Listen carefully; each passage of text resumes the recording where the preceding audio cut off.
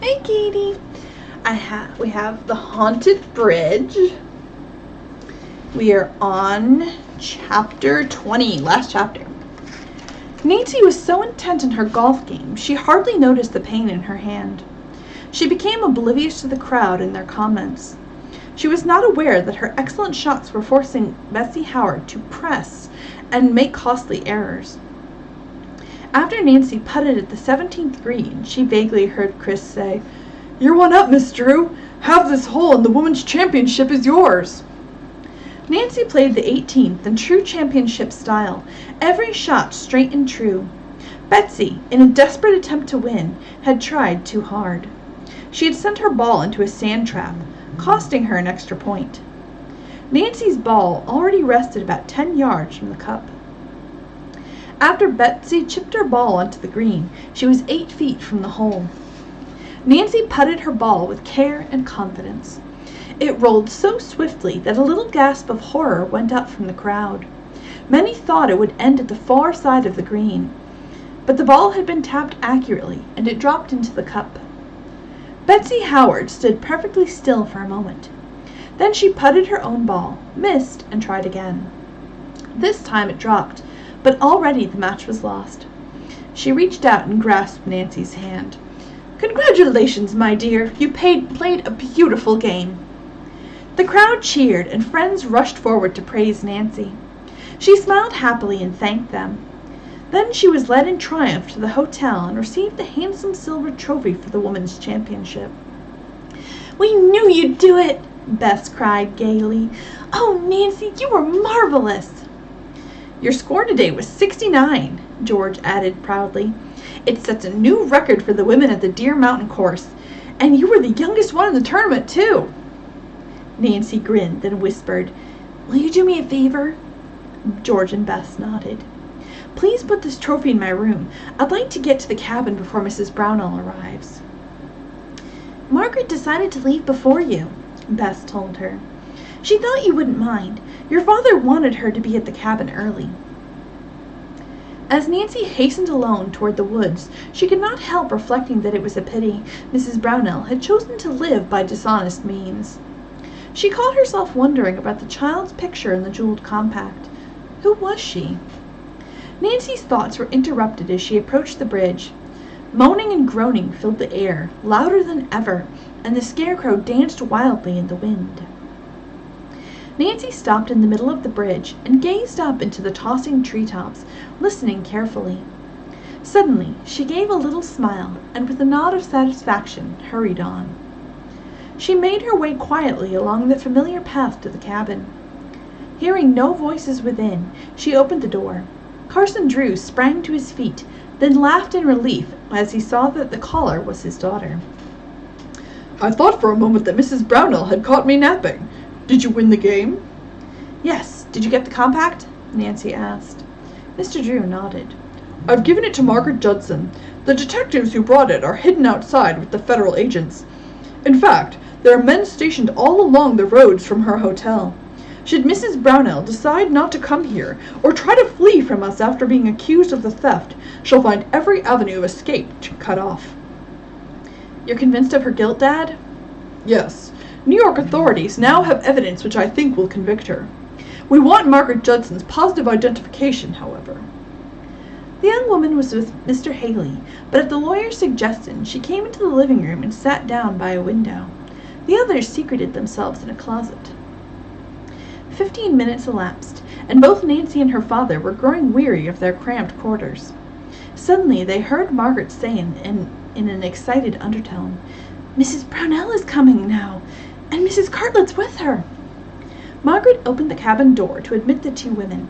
They glanced about quickly. Then, apparently satisfied that no trap had been set for them, addressed Miss Judson.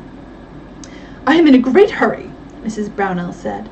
"My friend tells me you have recovered the jeweled compact." "I have it here," Margaret replied, "but I must be certain it belongs to you." She handed over the case for its inspection. "Yes, it's mine." "You're quite sure?" "Of course I am," Mrs. Brownell retorted impatiently. "See, I'll show you." She opened the lid, displaying the picture. "This is a photo of my little girl, only it has been ruined." Carson Drew and Nancy emerged from the closet and confronted the two startled women. "Your identification is very interesting, Mrs. Brownell," the lawyer said evenly, "for that compact is stolen property." "What do you mean?" she gasped, backing away. "The jeweled case no doubt was given to you by a member of a notorious smuggling ring," the lawyer said quietly, "as a reward for your past services in selling stolen jewelry for them." Mrs. Brownell stared hard at Mr. Drew and knew that his words were no idle bluff. She suddenly darted toward the door, but the lawyer, prepared for such a move, caught her firmly by the wrists. Simultaneously, two federal agents appeared in the doorway to block Mrs. Cartlett's escape. After Mrs. Brownell had been informed of her constitutional rights, Mr. Drew urged her to tell the truth. If you turn state's evidence, your prison term will probably be lighter." "It's true. The compact is stolen property," the accused woman admitted after a long silence. "I didn't mean to steal, nor to have dealings with thieves, but I met a very pleasant man who induced me to help him. At first I thought it was honest work, and I accepted this jeweled compact in payment. Later on, I was rewarded with other rich presents, including another valuable compact to replace the one I lost. I put up another picture in it." She paused before adding, "By the time I had suspected the truth, there was no retreating. Many times I tried to break away from the gang, but it was impossible." "What are the names of these persons with whom you have been dealing?" Mrs. Brownell's eyes roved accusingly towards her companion. "You can't drag me into this!" the other woman cried out. Carson Drew looked at her intently. "As soon as I heard Miss Judson's story and learned your name and where you were staying, I contacted the authorities in New York. Your past record is known. Our case against you is very damaging, even without Mrs. Brownell's testimony." "I will tell everything," Mrs. Brownell promised, "but only upon one condition." "What is that?" the lawyer asked. "My little daughter must not be involved in this sordid mess. She's attending school in Paris and knows nothing about it. May I please have her picture back?" "I'll do my best to keep the knowledge of your arrest from her," Mr. Drew promised as he handed over the photograph. "I will gladly make a full confession," Mrs. Brownell agreed, "without the advice of counsel," so without being advised by a lawyer. The woman named all the members of the ring of jewel thieves, including Mrs. Cartlett. She agreed to dictate the confession later and sign it. "One more question," said Mr. Drew. "Did you burn down the Judson mansion?" No, I had nothing to do with that. The fire was an accident." "But did you visit Miss Judson with the intention of stealing the family jewels?" "Yes, I deliberately brought up the subject with her, inducing her to open the safe. When she wasn't looking, I took a valuable necklace, a ruby pin, and a diamond-studded watch. Miss Judson carried the other jewels to her room." "What became of the stolen articles?" "I pawned them and gave part of the money to the gang." "Do you still have the tickets?" Margaret Judson asked eagerly. "Yes, I kept them because the jewels were worth far more than I received from the pawnbroker." Margaret Judson was overjoyed to learn that every piece of her missing property would be returned. After federal agents had taken away the two prisoners, she thanked Nancy and Mr. Drew for their kindness. "In helping you, we helped ourselves," the lawyer replied. "Mrs. Brownell's confession is the beginning of the end for the Ring of Thieves." "I think we were all rather surprised that Martin Bartescu had nothing to do with the jewel smuggling," Nancy commented. Her father smiled. "Apparently he's just a boaster." Soon after the departure of the federal agents and the prisoners, Mark Wardell, Bess, George, and the three boys appeared at the cabin. They had remained away because they did not want to hamper the work of the detectives. There was a general rejoicing because Margaret Judson had been completely vindicated. So she's been proven innocent. "One angle of the mystery baffles me," Nancy declared as they all sat grouped about Joe Haley's bed. "I keep wondering who set up the scarecrow that made the bridge seem haunted." Mr. Haley, who had been enjoying listening to the account of the day's happenings, began to chuckle. "I did it," he announced. "Inquisitive young campers kept coming here and causing trouble. They bothered my mountain lion and trampled on my flowers. I thought the scarecrow might help keep people away." It kept dogs away, too. They used to attack the figure and bark so loudly I'd always hear them and drive them off before they could come up here and damage my choice plants. Is that why you ran away from me? Nancy asked. Because you didn't want visitors? Mr. Haley nodded. I didn't want anybody here, but now I'm glad to have friends like you. Bert spoke up. When Dave and I repaired the bridge, we set a new scarecrow in place. He'll guard your property for a long time to come. There's still one more thing to be explained, Bess declared. What caused that groaning noise we heard so often? I know the answer, Nancy smiled. Wait until we walk over the haunted bridge on our way back to the hotel. She winked at Mr. Haley and whispered to him. He nodded. Margaret Judson planned to remain with her former gardener and care for him until he could resume his usual duties. Ned, Bert, and Dave were no longer needed.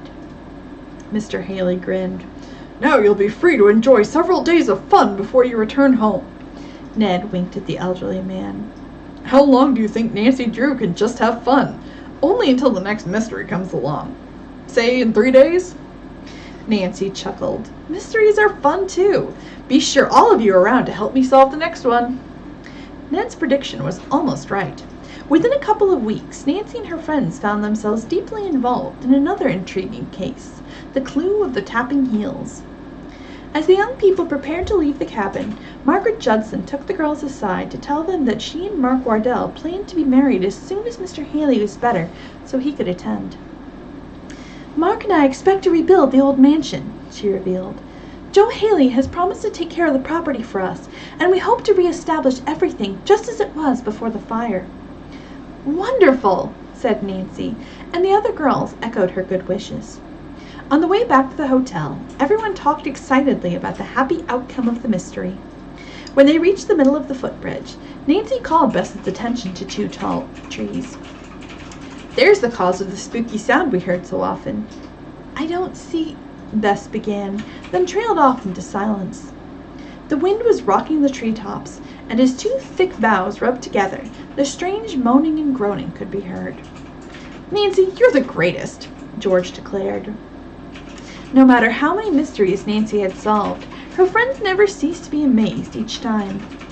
Single file, the group trudged across the bridge, a little sorry their adventure had ended. But there was laughter when Nancy, who came last, paused to shake one limp arm of the flapping scarecrow. Goodbye, old Mr. Ghost, she addressed him gaily. A million thanks for spooking me into a very puzzling mystery. And that is the end of the book. I hope you enjoyed it. I enjoyed reading it to you, and I'll be reading to you again in the future soon.